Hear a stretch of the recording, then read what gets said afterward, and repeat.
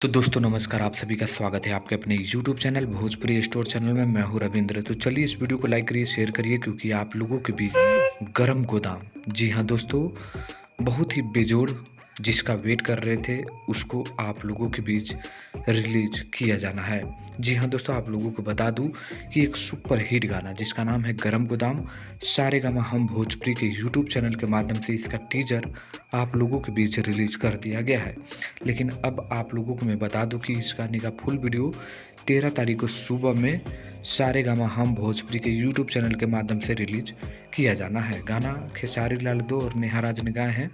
Video में खेसारी लाल यादव के साथ यामिनी सिंह आप लोगों के बीच धमाल मचाते हुए नजर आएंगे। भागीरथ पाठक का लिरिक्स है और शुभम SBR का इसमें म्यूजिक है, और ये 13 तारीख को फुल वीडियो रिलीज किया जाना है। तो अभी आप लोग जाकर सारेगामा पर टीजर देख लीजिए और 13 तारीख को इसको फुल वीडियो गरम गोदाम को देखिएगा। तो आज के लिए बस इतना ही था, मिलते हैं नेक्स्ट।